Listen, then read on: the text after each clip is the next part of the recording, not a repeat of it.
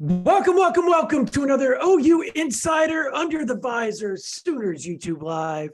It's brought to you by 24/7. I'm here with Parker Thune, Spencer Forsythe on the board, and the lava lamp is on. So you guys got your wish. All the griping and complaining and whining and crying. He finally gave in, folks. He gave in. How long did you say it takes? How long does it take to heat up? It takes usually like 2.5, 3 hours. So Spencer, our producer, actually texted me at like 4:45 this afternoon and was like, don't forget to turn on the lava lamp, which it's fortunate that he did because otherwise I probably would have forgotten. So regardless, the lava lamp is on, as so many of you have requested. There you go. Yep. Tonight's already a win, regardless of what happens for the next hour. Well, we were talking off air just a second ago, and I said, I think Oklahoma wins this weekend. I do. Like, I sincerely think they win. Like, that's no sunshine pumping. That's nothing. Like, I think they win. And my reasoning is, Parker, because if they don't, that means that the 49-0 was not rock bottom. And I don't want to see rock bottom if what we saw in Dallas, that monstrosity, that big dookie that they just laid in the middle of the 50-yard line and rolled around in it. Very descriptive. If that's not rock bottom, I don't know what is, because they came out smelling like complete cow manure. Literally, Bevo took a massive dump all over Oklahoma. Okay, I said it. Fecal metaphors aside for a moment. Yeah, that had better be rock bottom, what we witnessed on Saturday. And even so, like, for this weekend to top last weekend, even if you do lose the game, you'd have to lose it in somehow more embarrassing fashion than 49-0, I think. I feel like you've already hit rock bottom. What I can say with certainty, Brandon, is that if the Sooners lose again this weekend to Kansas, this will be the first and last time we see the Prentice Scott Unity uniforms deployed, because the fans, even if they're playing close. Oh, yeah. I mean, like, the fans will honestly, bully those you can't uniforms blame into mothballs. You can't blame it on the uniforms. You're 3-3. I understand that. I agree with you. I'm just saying they haven't worn the all reds since Iowa State in 2017. It's going to be the same thing with these if they lose this weekend. Promise you. Oh my gosh, man. I don't know, man, because I feel bad. I feel bad for Brent Venables and his staff right now, because they were handed, like, there's the talent. It's not a deficiency of talent. And we've said this over and over and over. There's a deficiency of depth. There's a deficiency of IQ, football IQ. There's a deficiency of a lot of things, but physical attributes and talent is not a problem. Well, yeah, and I guess we should let's draw the distinction there. Experience is another thing, yeah. Yeah, and we should draw the distinction that I would say you can argue there's a deficiency of talent. You cannot argue that there is a talent void.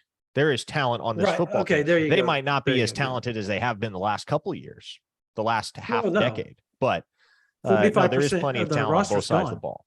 There's plenty of talent on both sides of the ball. Talent enough to be better than 3-3 right now. And certainly talent enough to be better than a 49-0 shutout loss at the hands of your biggest rival. Well, literally the only team that wouldn't trade them player for player right now that they've played up to this point is Texas on the roster. Like, if you laid the rosters out next to each other, we talked about this on the podcast, and I said, Team A over here, Team B over there, and Team A was Oklahoma. Team B was whoever Oklahoma's playing. But you didn't know that. And you said, this is a roster you can choose from. This is a roster you can choose from. Everybody outside of the Texas Longhorns would have said, we'll take the Oklahoma roster, the Team A roster. Like, that's a fact.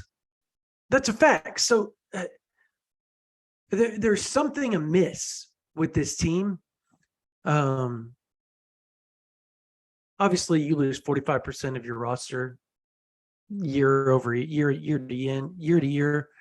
You're going to have some sort of drop off. And I think we were all naive to think, oh, Brent Venables, championship pedigree, he's going to come in with his talent, he's going to fix the problem.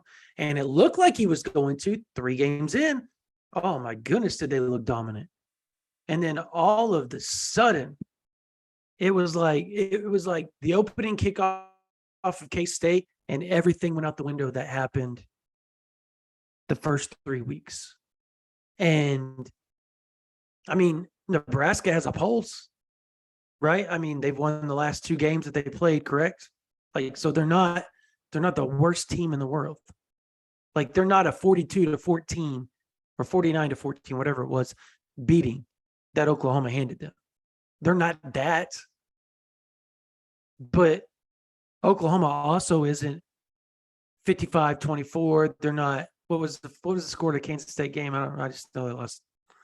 But what was the final score? 41-34. They're not 41-34, and they're definitely not 49-0. And I don't know, man. Like, I know we've yelled and screamed and put everything out there. Like, it has to be fixed. And if it's not fixed this year, the one thing that people can look upon, Parker, is this recruiting class coming in, the chance to up the ante of talent, up the ante of depth with that and the transfer portal. Because if you can somehow hold on with the number 3 class and the number 3 class in the country, you're on your way. I watched the U2. Have you seen that? The 30 for 30?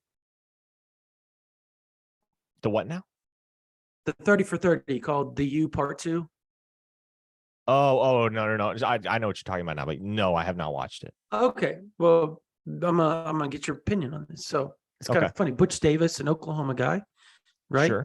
Yeah. He comes in, fills in after Dennis Erickson left Miami after they won all those games. Well, a year into Butch Davis's career, obviously, the first year they were like 5-6, the first losing season since 1979. But it was just so eerie how they won. They went through all these coaches and they won. And then, boom, you get to him, and this guy's a known defensive stud, defensive coordinator, was on the staff previously when they won all that stuff, just like Venables previously when they won all that stuff under Jimmy Johnson in the late 80s. They go 5-6 year one after they lost all that talent the year before, after Dennis Erickson left to go coach the Seahawks. They come in, and the NCAA also probation takes 31 scholarships away from them. So obviously that's not the same.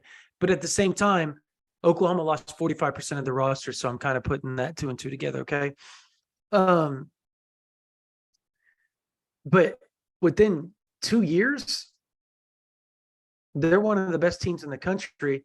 Year 3, they're competing for a national title. Year 4, they're the greatest team of all time, potentially. So, I mean, my point is that you can't look at what's happening now and think this is what it's going to be the whole time, because culturally, when reboots happen, they happen, and they happen hard sometimes. And this place needed it. You and I both know stuff that went behind the scenes that these people never know. You know what I'm talking about? Like, there's just stuff that the bickering, the fighting, and all kinds of stuff. Yeah. Well, and I've had conversations with a couple of sources over the course of the last few days, and it's just kind of reemphasized what you already kind of sensed was the case. But again, just kind of affirmed that there's going to be a lot of roster turnover this offseason. Oh my gosh. I talked about it today. And this is where you #trust the processing, because there will be guys that leave because they're out of eligibility. They exhaust their eligibility. There will be guys that leave because they want to go somewhere else. There will be guys that leave because the coaches want them to go somewhere else as well. Yeah.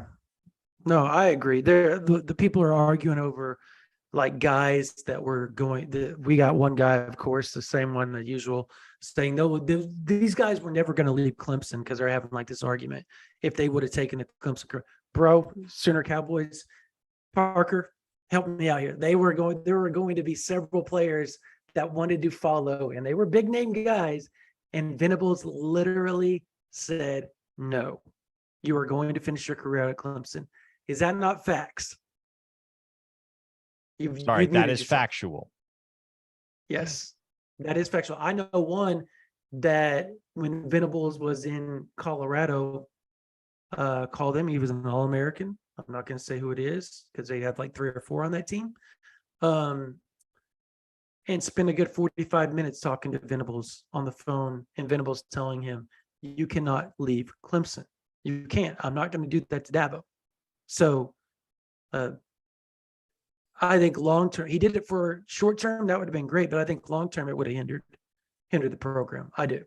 I think because it would have been looked upon as, he would have looked upon as Riley, and Riley's not recruiting all that well at USC. So not recruiting great, I guess. So that was the move.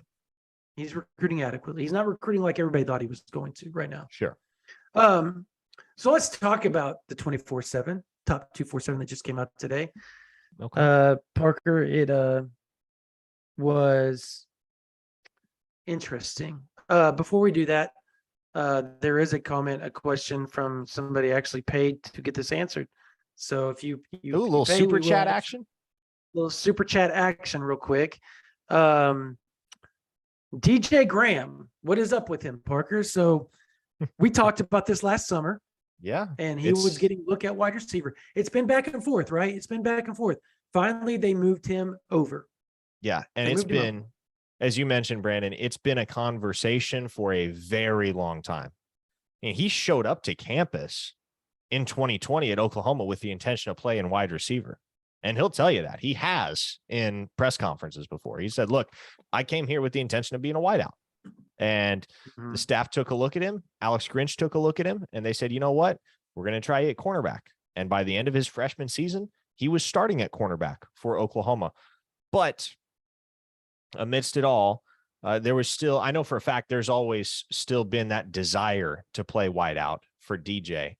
Everybody remembers the spectacular interception that he made against Nebraska back in September 2021 that made him a national sensation. It became the #1 highlight on SportsCenter. It became T-shirts. It became buttons. It became all kinds of merch. That's really what he's known for more than anything else as a Sooner. But I know the new staff was very, very close to moving him to receiver this past winter and just putting him there for spring ball and letting it rip. That didn't end up happening. But at this point, I think you look at the state of the Sooner secondary and what DJ Graham has done / hasn't done over the first 6 games of the year. And you can kind of conclude that he's, for better or worse, he's kind of plateaued as a defensive back. And if you're going to milk elite football out of a guy like that has his athletic profile, it behooves him to finally make that transition, because he is what he is as a defensive back and kind of seems to have hit hard against the ceiling and doesn't seem to be improving the way that you saw him steadily improving over the course of his freshman year and the first half of his sophomore year. So I like the move. I don't know whether he plays substantially right away, just because there is a lot of depth in the Oklahoma receiver room, even with JJ Hester injured, even with Theo Weiss banged up a little bit. There's still a ton of depth. And you got 2 guys at the top of the food chain in Marvin Mims and Jalil Farouk that are superstars, or in Farouk's case, I would say a budding superstar. So we'll see how quickly Graham finds the field. But again, he's got the traits, he's got the athletic profile to make an impact right away. And on the topic of the super chat, we're not going to ask you to pay money to get your questions answered, but I will tell you, if you drop a super chat question, we'll definitely get to it because we want to acknowledge your contribution. Moreover, I will add this: 70% of our viewers every week are not subscribed to this channel. So if you are not subscribed, do us a favor, hit that subscribe button. I am told we're about 200 away from 7,000 subscribers right now. So it'd be great if we could hit that milestone by the end of the night. Let's see what we can do. But again, hit subscribe because it's a real easy way to make sure you never miss a thing from us. And we have video content every single day of the week, usually multiple videos. So if you are already an OU Insider VIP, that's great. If not, hey, you know what? You get a pretty good idea of what's going on at the surface level just by subscribing to this channel. So hop on board if you haven't already, please and thank you.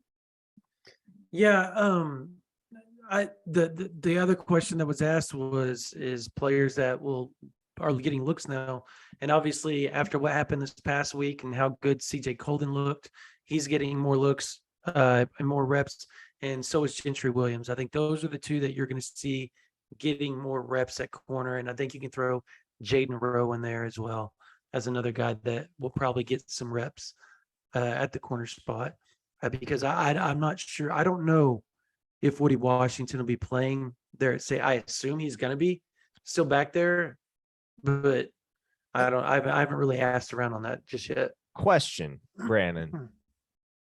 Rewind to 2021 for a second.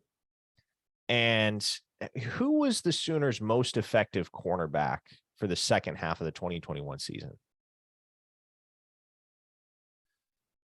Who was what now? Oklahoma's most effective cornerback over the second half of the 2021 season.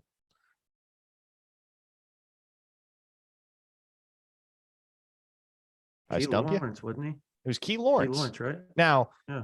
Key Lawrence is floundering right now at safety. And yeah, I've asked that question, and nobody has a real answer for me. Yeah, and you don't have to look any further than the fact that Woody Washington got pulled over from cornerback to start over Key Lawrence at safety because that's how much of a state of desperation there was in the back end of the Oklahoma secondary. So for Key Lawrence's sake, do you move him back over to cornerback? Do you give him another look there? Because right now, man, it just doesn't look like it's happening for him at safety.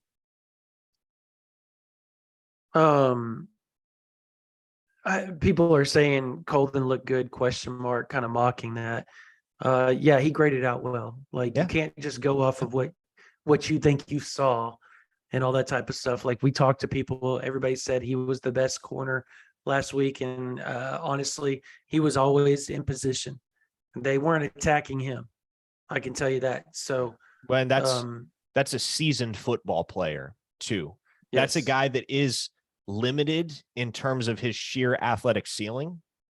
It's okay to concede that, but what you cannot question is the experience. And this is CJ Colden's 6th year of playing college football. He has taken a ton of snaps. If you added them all up, he's probably taken far more snaps at cornerback than anybody else on Oklahoma's roster. So that's a guy that does he have the speed of somebody like Jaden Davis? No. Does he have the dexterity and coverage skills of somebody like Woody Washington? Maybe not, but he's played a lot of ball and he understands where he needs to be and when. And right now, quite frankly, Brandon, there are not a lot of those guys on the defensive side of the ball for Oklahoma. Can we what do you think of Brandon Hall? Honestly, like everybody says he's a bad hire, but he's the one person that like literally he came up as one of the best DCs at Troy in the country. You can't say he's a bad hire. He came in with nothing at safety outside of Billy Bowman, literally. Who wasn't a safety? He's getting blamed. It wasn't even a safety. And he's getting blamed for this. Like, oh my gosh. And then the guys he had the first commitment in the class of 2023 was Eric McCarty, who might just end up being one of the best players in the whole class, by the way. If you're talking about freaks, that dude's a freak. Number two, everybody that he's gone after, nobody else that's recruiting has had to flip somebody. He's on the verge of potentially flipping a 5-star safety and a 4-star safety from two of the top programs in the country. Like, you can't say it. And even if he misses out on it, he came in with 2 hands tied behind his back from what he was left with. Yeah. Well, like if you're going to say one place was left with no talent, that was safety. Yeah. And here's at the end of the day, you have to acknowledge this, Brandon. At a certain point for many of these people, when Oklahoma's sitting at 3-3, everybody was a bad hire, right? And you're not going to be able to talk some people off that ledge. But No, I will say, and you they just don't mentioned get it, given the hand that Brandon Hall was dealt, it is way too early to sit there and say, yeah, that was a swing and a miss as a hire. And I don't think it was. I don't think it is. Billy Bowman right now, who played nickel for the most part last year, and really just had not played a whole lot of safety in general until this offseason. He is far and away Oklahoma's best safety right now. And you look at the rest of the room, I don't know what's going on with Key Lawrence. I can't make sense of what's happened to him as a football player and what kind of spectacular fall from grace has led to his current circumstances right now. But beyond that, you got a guy who's a great leader, but is very athletically limited in Justin Broyles. Damon Harmon is hurt, obviously, out for a while. Robert Spears Jennings has a ton of potential, but he's a true freshman. Jordan Mukes has a ton of potential, but he's so raw. That whole room is a shell of what it will be a year or two down the road. I can promise you that. And with as much turnover as there was in that position group last year to this year, especially losing both of your starters, an NFL caliber guy in Delarian Turner-Yell and a really, really underrated all-around contributor in Patrick Fields, there was going to be a drop-off. There always was going to be a drop-off. And so I am not sitting here and saying, yeah, Brandon Hall was not the right hire for Oklahoma as safeties coach. I think it's way too early to make that call. And again, I kind of feel about it similar to how I feel about the conversations surrounding Jeff Lebby. Are there issues with his group? Sure, but it's certainly not fair to lay 100% of the blame on the current positional coach for the state of his room. And also, when you look across the rest of this roster and you look at the issues that have plagued this team over the course of the last 3 weeks in particular, Lebby and Hall and what they're doing / not doing in the eyes of the fans, it's pretty far down the list when you're considering what needs to change in order for Oklahoma to start winning football games again. Okay, before we get to so Shannon Blair asked, and thank you so much, Shannon, for the $5. Who do we have a better chance at landing between Caden McDonald or Reuben Bain, or is it neither? It's Caden McDonald. Caden McDonald is visiting. Reuben Bain took his official during the summer. Brent Lou really well. He's still talking to Oklahoma quite a bit. If he took another visit to Oklahoma, I guess I wouldn't be horribly shocked because he has been taking visits. It's just going to be really hard to get him away from Alabama, Florida, and Miami. His brother coaches at Miami. His former high school football coach, who's basically an uncle to him, coaches at Miami. The problem there is the NCAA has to sign off on him being able to go to Miami. So he's been to Alabama a few times. He's been to Florida State a few times. He's been to Florida a few times. He's been to Oklahoma. I just would sit here and tell you that McDonald's taken an unofficial visit. He played football, Little League football with Jackson Arnold. There's so many connections there, bro. Like Ted Roof is from North Gwinnett. Drew Hill's from North Gwinnett. His parents, his mom is from West Arkansas, right on the border of Oklahoma and Arkansas. She grew up there. His whole family still lives there.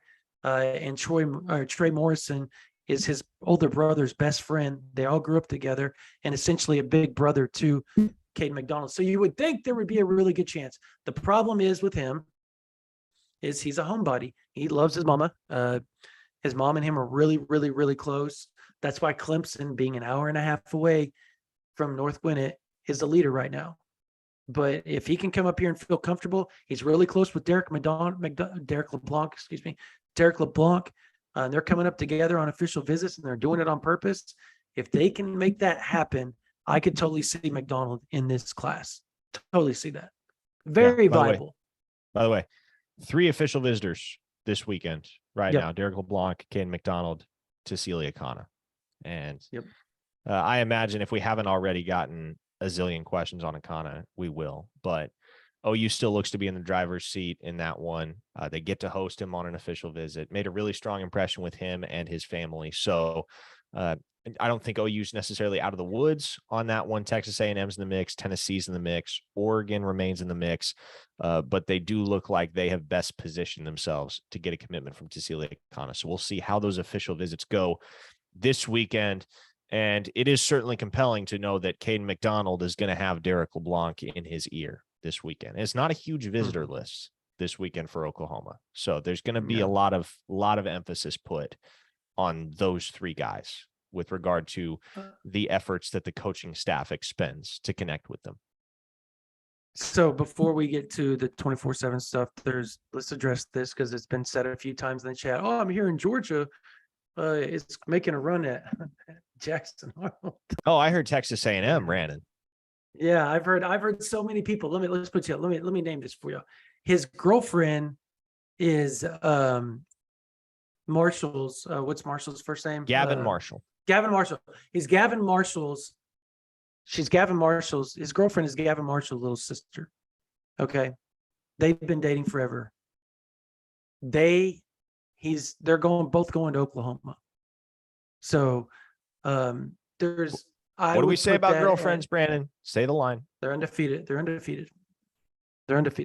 That's why Oklahoma has a really good shot with Peyton Bowen, because his girlfriend is going to play soccer at OU.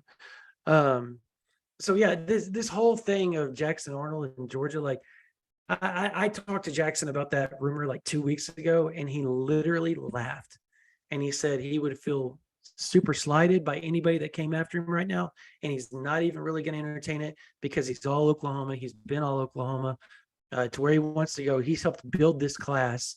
That's where all of his friends are, Oklahoma right now, and they're Oklahoma commits. So that just doesn't make sense at this point for him. So yeah, that just I don't understand that one, that rumor at all. By the way, just I don't get it. Okay, so let's get into the new recruiting rankings that came out today. It was quite the change as far as the top 247. Now the composite was also something else, but Jackson Arnold stayed at 15. The other bit, but there was a big move in the top 50, and that was, I believe, Puju Adebawore, or PJ Adebawore, moved up. How many spots did he move? Did he move like 7 or 8? Wasn't that like more than that? He moved up from 35 to 32 in the composite. Okay, he was 48 to 39 in the 24/7. 48 to 30. Yeah, okay, that's what I'm talking about. 48 to, I'm talking about 24/7. He moved up 7 or 8. Okay, he moved up 8. 48 to 39. Y'all have to help me because I don't have what they moved up. I know that Petaway moved back like 3 or 1 maybe. He moved back 5. 40 to 45. Okay, 40 to 45. I'll just name them off because you probably have it in front of you and I don't. Caden Green moved up quite a bit. He moved up 70 to 64, so 6 slots. Okay. And 64 puts him basically, the way the 24/7 does it is they rank guys in tiers according to where they project their ultimate draft stock. So Caden Green being at 64 means 24/7 is projecting him as a future second round NFL draft pick. Right? He's right there in second round territory now. It was Derek LeBlanc that moved 1 spot from 77 to 78, right? No, he was at 64 previously, and he moved down to 78. Okay. No, that's composite. It moved 1. Okay, never mind. That's right. See, so yeah, I'm just going to name them off. You go for it because I'm sitting here trying to guess on what I remember. Samuel Masigo's at 101. Where was he at previously? You have it in front of you? 105. So he moved up 4 spots. Makari Vickers was at 107. Where was he at previously? I think it was like 115, 111. 117. Right? Up 10 117. Spots. That's a big move. Jacoby Johnson's now at 111. He was at 126 previously. Okay. So here's the deal. And Lewis Carter is now 120. And he was at 124, so pretty negligible move there. But here's the deal: is they had what, 8 in the top 120? Is that correct? Yeah, 8 in the top 120. And That's ridiculous.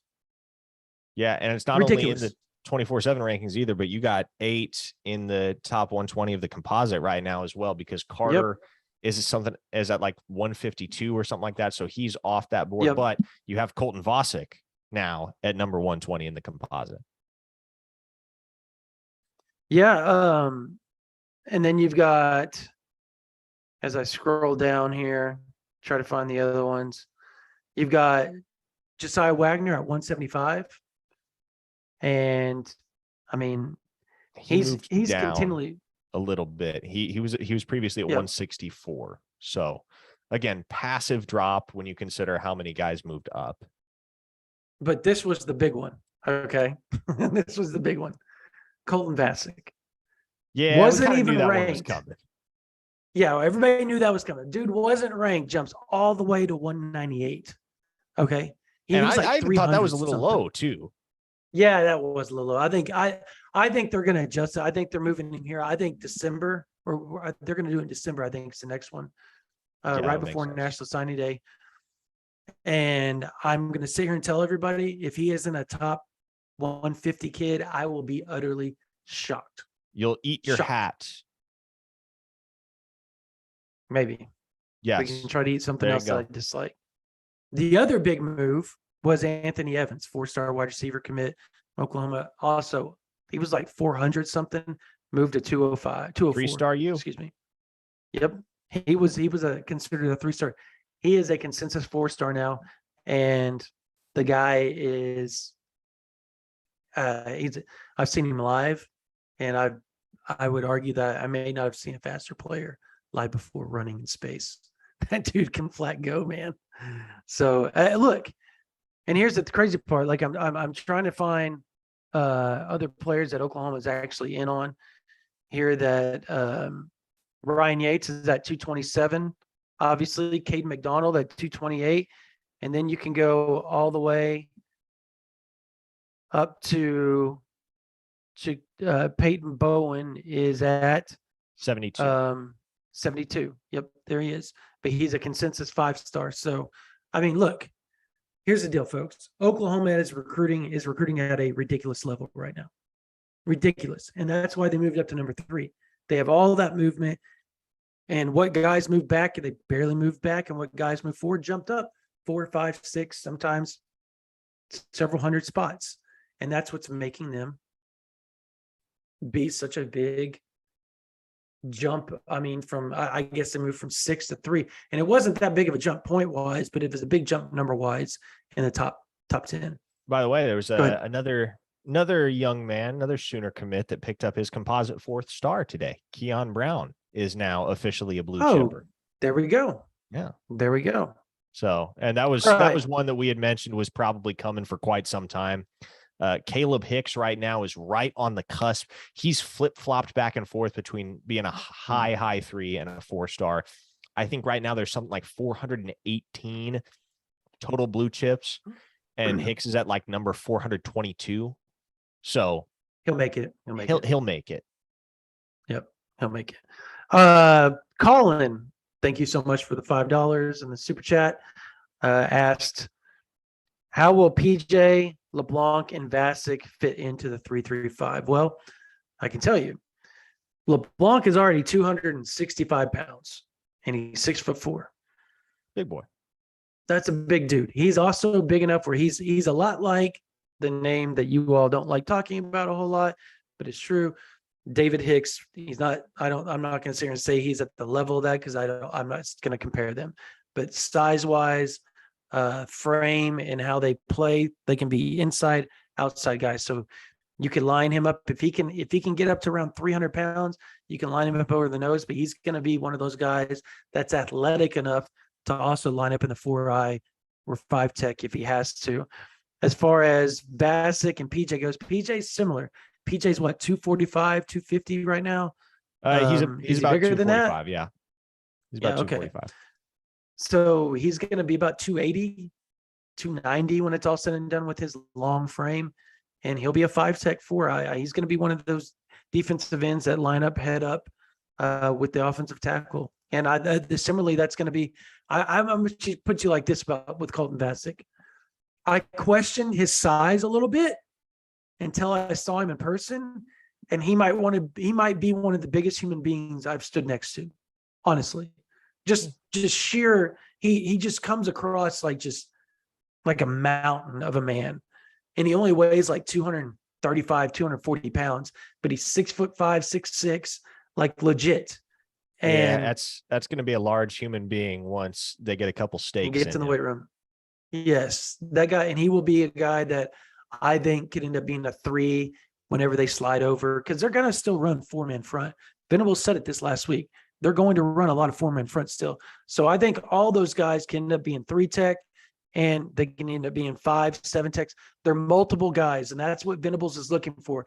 Guys that they can put weight on, guys that when they put weight on, they can keep their athleticism and their twitchiness.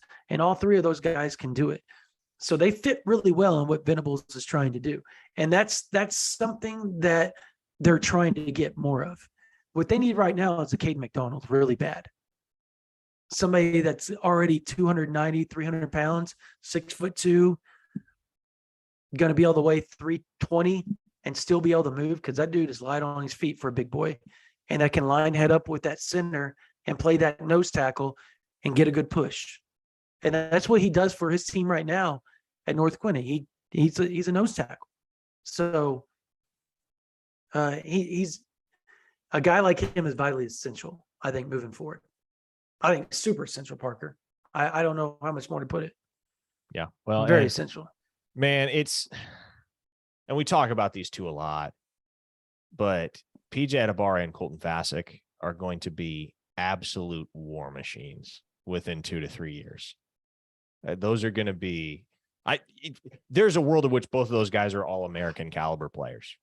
Legit. If they're developed properly, and you'd assume they would be under the direction of Todd Bates and Miguel Chavis, they are going to be incredibly impactful football players at the University of Oklahoma. And you think back to the elite Clemson defensive fronts of years past, whether you're talking about guys like Christian Wilkins or Vic Beasley, Cleland Furl, what have you, Dexter Lawrence. The point is, when you think about what those defensive lines were for Clemson's national championship teams back in the day, there's a very good chance that we're having that same conversation about PJ Adebawore and Colton Vasek and the impact that they're going to have on a championship caliber defense at the University of Oklahoma within a few years, because those are two special talents, and you don't get many of them year in and year out in the recruiting realm. I think a guy that we haven't really talked a whole lot about, and I think we need to, or we should, is I think Grayson Haltom is going to be a stud before it's all said and done. I do. I think he's going to be a really good player for Oklahoma. Where he fits in, because he's got he's kind of a tweener right now, whether he's an edge or an interior guy with his size. But I think as his body matures, I think he's going to be an inside guy. And he is a freak of an athlete. We're talking about a guy that played like H-back, running back, all kinds of stuff for his program in high school, and can move. Unbelievable. He moves well enough when they play the power I on goal line. He's one of their lead fullbacks. Like, that's how well he moves. So, I mean, they have some talent coming up, and Bob Stoops, I'm sure Brent's going to be appreciate it, by the way, in the chat. And but yeah, if you're free, I'm sure Venables would love for you to help him out, lend him your ear or anything like that. If you can, give him some pointers on how to write this ship. Maybe, I don't know.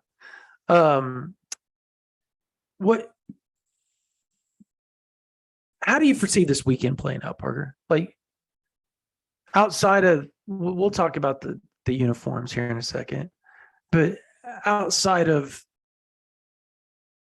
Oklahoma potentially losing, let's say if they don't win, let's say they don't win this weekend, heaven forbid they don't win, man, gosh, it just make our life worse than it already is.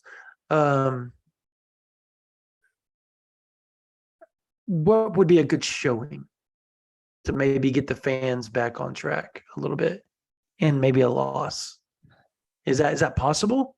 No, I don't think so. I think you have to I win. didn't think so either. And I think Yeah, they I will agree. win because with Dylan Gabriel back in the mix, presumably, I don't want to say that's a 100% certainty right now, but everything points in that direction right now. And Venables even says he's going to be Brent playing. Venables has So said they expect him back. yeah. So you have Dylan Gabriel in the mix. You have Jalen Daniels out for Kansas. Granted, Jason Bean did have himself a nice little ball game against the Sooners a year ago, and he is exactly the type of quarterback that's given Oklahoma a ton of trouble, particularly on the ground, already in 2022. But you do have to have quite a bit more confidence than you did last week, knowing that your starting quarterback is the one that's going to be healthy and their starting quarterback is the one that's going to be sitting out. So on their home field, I do think Oklahoma gets back on track. And it's so pivotal to win this one because we've talked, Brandon, about how much this team needs a bye right now, how much they need rest, how much they just need to recover and get guys back healthy again 100%, even if they're guys that aren't sitting out right now, just getting guys' bodies healed up for the stretch run in the Big 12, because on the other side, it doesn't get a whole lot easier. You got to take on Baylor. You got to take on Oklahoma State. That road trip to West Virginia is never a gimme. It's not going to be a gimme this year. So there's trial by fire coming for this Oklahoma team. And a win versus a loss this week could be the razor's edge between finishing 8-4, maybe best case scenario, or missing out on a bowl entirely. Because if you lose and you're going into the open date with 4 straight losses on your record, that's the point at which you have to acknowledge that things are just out of control and things are tail spinning in Norman. And they're headed that direction right now, but that course is reversible. You got to get back on track this weekend against the Jayhawks team that is coming off their first loss of the year. It was a hard-fought one, and they've already exceeded expectations. All right, so I will be curious to see how they respond to a loss, because we've talked a lot about how Oklahoma hasn't really responded to a loss. And my colleague Teddy Lehman opened his radio show on Monday by pointing out one very poignant fact, and that is the reality that for some guys, losing hurts less and less with every loss. You would hope there aren't many of those guys in the Oklahoma locker room, but I am curious to see how Kansas responds to getting punched in the mouth for the first time all year against TCU on their home field a week ago. Yeah. I mean, I don't know, man. I tend to think they're in pretty good hands with, the coach, with their system, with the program at Clemson. I just think that he's won so much everywhere he's been. I just don't know that that's going to, I guess, shake them very much, if you will. I don't know. I mean, I just think Leipold has them ready every week. You could see that last year, no matter who they played. I think it's funny, this Cirque Mafia guys like trying to brag like, oh, Brent Venables and blah, blah, blah in our chat. And OU's going to lose to Kansas, bro. Losing to a top 25 Kansas isn't a bad, like, it's not the what's the word I'm using? It's not the slam you think it is. The slam is losing to the Kansas y'all lost to last year in 2016. But they did beat Oklahoma 49-0. So I guess come in here and talk all the crap he wants, I guess.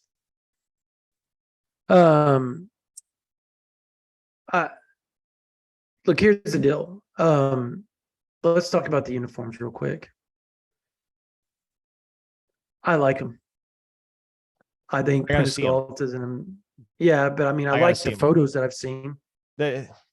Some photos I look at and I'm like, ooh, okay, these are kind of saucy. I can get behind them. Some photos I look at and I'm like, oh, I don't know how these are going to look in person. So I'll obviously be down there at field level at 11 a.m. on Saturday. So we'll see. I pour one out for Toby Rowland and his radio crew, because from up there in the booth, it's going to be really hard to tell who's who, because you got red numbers on anthracite jerseys and the back of everybody's jersey says Unity. So It is going to be a tough day to be a radio play-by-play announcer, and especially a radio spotter. But No, They know. I think they're going to be okay. I think Toby, because he probably knows the roster by now, right? Oh, I would think so, but still, like when you're that far away, trust me, like even if you know the Yeah. roster, it can be challenging. Right. But I'm excited. This is obviously a topic of conversation that has been ongoing for quite some time across the fan base, and there's been a lot of buzz. Of course, we reported a couple months ago on OU Insider VIP, Brandon, that this was in the works, and the Sooners were likely going to roll them out for a home game this year in 2022. Supposed to happen last year. Yeah, Supposed it's to the happen last timeline. year in the.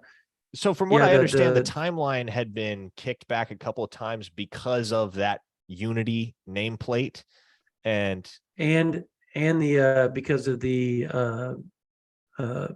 they couldn't get it out. Like they just the assembly line couldn't get it out. Like they just couldn't. That was the issue last year. There was a delay in production, and also there was some back and forth as to whether they wanted to move forward with the Unity nameplate, because obviously you don't have to look any further than our message board right now, Brandon, to see how divided people are on that. So I think that was something that they anticipated, ultimately decided to go ahead with anyway. And it's interesting. Somebody reposted a screenshot today on Twitter from 2017 where Joe Castiglione had commented on somebody's mock-up of an anthracite jersey combination, basically saying, yeah, it's never going to happen. And here we are in 2022, and we're going to see anthracites. First time, I guess it'll be the first time in school history, at least to my knowledge, and there may be Sooner historians that can correct me on this, but as far as colored jerseys, I think this will be the first time there's ever been a non-crimson. That's interesting. Yeah. I guess the numbers really aren't that. They look crimson, but they're really not that crimson, are they? No, they're not like shiny. Yeah. Like all not really chrome. The chrome face mask, by the way. Yes, love that. There needs to be more of that. But the people that say the Unity is cringe, like this, don't. They're looking at it like it's some woke thing, and it's not. Like, this is not political, people. It's not. You're recognizing a human being for his accomplishments in a time where those accomplishments didn't happen. Stop trying to make it what it's not. And those that are doing it, they're just going to make themselves miserable, because whether they like them or not, guess what's going to happen on Saturday? They're going to roll out there in those uniforms. Period. So either it's going to bother you to the point that you don't watch the game, or watch it and just get past it. That's my opinion. I know that's like straight to the heart and straight, like, because I just don't care. Like, I don't care. I'm one of those people that just, I don't care. Do the kids like it? Is it going to help the program? Like, are those the things that's the things that, like, if I was a fan, that's what I look at. But I'm looking at all the recruits talk about how cool they are, Parker. Like, every one of them are like, dude, these are so cool. These are clean, blah, blah, blah. So that's a win for Oklahoma right there. Right? Anything that the recruits stamp with their approval is a win. Yes. That said, again, I go back to the very first comment I made about these jerseys. You better win this weekend, because if you don't, the fans are going to bury them real quick. So they better bury this crimson and cream one they've been wearing all year then too, because they haven't been working. well, that one's kind of grandfathered in, but no, apparently, and from what I've heard as well, this is going to be, in essence, the new replacement, or the new colored alternate, I guess. Yep. So you're still going to have the cream Rough Rider jersey with the red helmets, the red wood grain helmets, but you're not going to see the white wood grain helmets again, from what I understand. Right. Those wood grains suck. But I liked them a little bit, but then I got to the point where they're just like they just got played out to me. The ones I did like were the all reds. I love the all reds. I thought those things were so clean. I know they lost to Iowa State the one time they were worn, but they didn't lose because they wore an alternate uniform. Like that's not how that works. And people that actually believe that are crazy. Like that's not how it works. They lost because they couldn't move the ball under that umbrella defense that Iowa State uses in their 3-3-5, and they couldn't get downfield with Hollywood Brown. Period. Or CeeDee Lamb. That's why they lost. And I mean, I don't know. They do. What do you think they look more Texas Tech, or do you think they look more? I think they look a lot like Ohio State's blacks. They do look like Ohio State. That was my first thought, was especially in the initial video that came out, the jerseys looked more black than anthracite. I was like, that's a very, very Ohio State vibe. But then once we got more clarity with additional pictures from the photo shoot, which, by the way, I thought it was cool that they let Caleb Kelly be the one to model the uniform. Is like it is unique. I'm trying to think of another college football team that wears all anthracite or has worn all anthracite. Florida State. Really? Has Florida Tennessee. State one? Yeah, Florida Tennessee. State, There you go. Tennessee. Tennessee has Yep. one. Yes. There you go. Mhm. And Tennessee's look pretty good with the orange trim. It works nicely. So it's either going to be, here's the thing. Nobody is indifferent about these either. For the most part, the older crowd hates it because it kicks against the goads of tradition. And the younger crowd loves it because they've been waiting all their lives for a spicy new alternate at the University of Oklahoma. So, yeah, somebody said they look like Mustang High School. I agree. And by the way, Starkmoff, yeah, I'm not the one banning you, but the things you're saying are getting you banned. Like that's just what happens. Yeah, they do look like Mustang, bro. I never thought about that. They look like Mustang. Big one down there tomorrow. Tulsa Union Mustang. Two big heavyweights, 6A1 going at it. Son will be the ball boy on the sideline. really? Yes. I'm making the He's so pilgrimage to excited. McAllister tomorrow. I Very have not awesome. yet, I'm gonna go. Yeah, I've not yet very been cool, to dude. McAllister, America. Seen Eric McCarty quite a few times, but never in his hometown. So that'll be where I'm at tomorrow night. For those that are on OU Insider VIP and looking forward to the weekend's recruiting coverage. And then Friday night, I will be out in Crandall watching Sammy Elmasigo, and he and the Crandall Pirates are going to be taking on Lovejoy, which is a team I've already seen twice this year, and a team that is loaded with players that OU is either interested in or has already offered. And tops on that list, obviously, is 4-star 2024 not defensive lineman, excuse me, but linebacker. 2024 4-star linebacker Peyton Pierce holds 2 crystal ball predictions in favor of Oklahoma from myself and Brandon. So, Yep, there you I go. am trying to make the jaunt down Friday morning to Dripping Springs, Texas, to see one Colton Vasek take on Austin Novosad. So it's going to be pretty good. Baylor quarterback commit, by the way, if people didn't know. Really good player, really phenomenal quarterback. Colton told me I need to come, so I'm trying to make it down there. The only issue I have is trying to get back here in time for kickoff. So that's going to be my big venture. So Thursday I'll be at Mustangs game. People that say Mustang football sucks, you're wrong. They are 6-1. One of the best teams in Class 6A. Pretty proud of them. Who do you think will be the first 2024 commit? Like, if you had to guess right now, who would be the first 2024 commit? I'm gonna say Dax Collins because I think he gets offered. You think he's getting the offer? I'm pretty positive, actually. He's going to get an offer. Yeah. Oh, okay. Well, in that case, I feel pretty good. I feel pretty good about it. I see. I don't want to say pretty positive. Let me throw that back. I have a gut feeling from things I've heard that he's getting closer and closer to the offer. All you have to do is go watch that dude's film this year. He's It is dominant. stupid. He is a It's force. stupid good. He's a really good football player, and Yep. reminiscent of Eric McCarty in that capacity. Just does everything, does it well.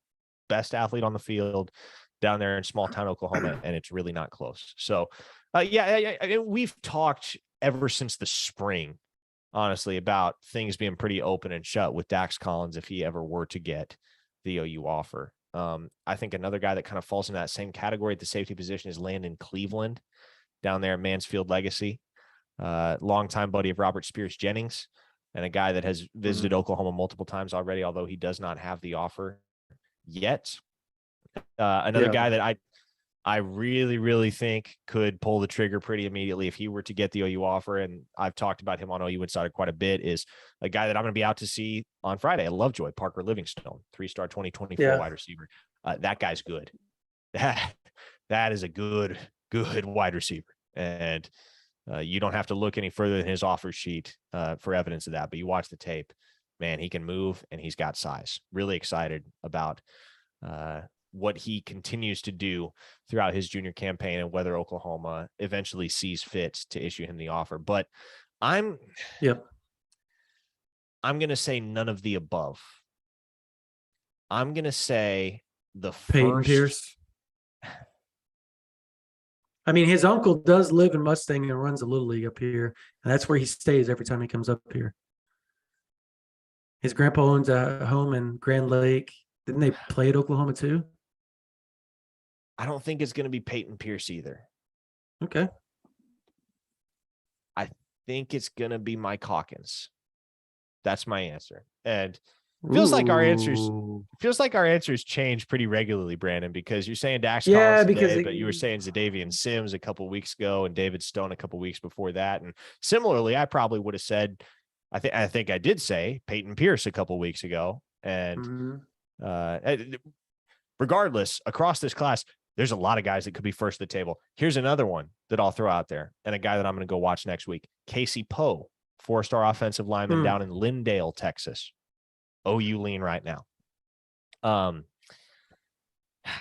This could come together very quickly for Oklahoma in terms of a nucleus for the 2024 class. And I'm not just talking about one guy. I kind of think that's why my answer is Mike Hawkins right now, because I think that guy has a healthy understanding. He's an awesome kid with a good head on his shoulders. He realizes that wherever he commits, other guys are going to follow because he's the quarterback. And I think you have a lot of these guys right now that really, really like Oklahoma, but are just waiting for that other shoe to drop so that they can have a little bit more confidence in jumping on board. And that's why I say right now, I'm going to stick to my guns. I'll say it's Mike Hawkins. And then once he's committed, it may not be very long before the Sooners pick up 3, 4, 5 more. Yeah, I could see that. I mean, I believe McCarty and Zadavian actually play each other next week, if I remember correctly, or maybe the week after. I can't remember. But I know they play each other soon, very soon. And I think it's in Durant. So is that right? Is it the 28th that they play or 26th? Yeah, no, you're right. It's at the end of October. I forget the exact date, but yes, they play each other. You know what? I bet I can tell you. I have it right here. Hold on. Give me 2 seconds. Let me pull this up real quick. They play next week, 21st. Okay. And you and I will be at someplace else. On the 21st? Allen and Geyer. 20th. Allen Geyer's the 20th. Okay. Then I have them listed that I'm going to Allen. Oh, yeah, I do have 20th Geyer and I have Durant on the 21st. So that is where I will be next week. Oh, perfect. And 21st is when I'll be going to see Casey Poe out there in Lindale. So 28th, I'm going to either Buford, Osceola, or IMG. Those are my 3 choices on the 28th. Wow. A little wheeling and dealing. Again, folks, this is why you join OU Insider if you haven't already, because What we talk about on this live stream and across the entire YouTube channel, that is just a drop in the bucket of the recruiting coverage that you get on the VIP side at ouinsider.com. So again, here's the elevator pitch: 30 days for $1. If you don't like it, you don't got to sustain the subscription. If you do, Yep. it's only going to cost you, I think, about $6 a month to jump on with an annual subscription. So for the price of a cup of coffee, you get unparalleled access to OU football and recruiting news from myself, Brandon, and Joey Helmer, nonstop.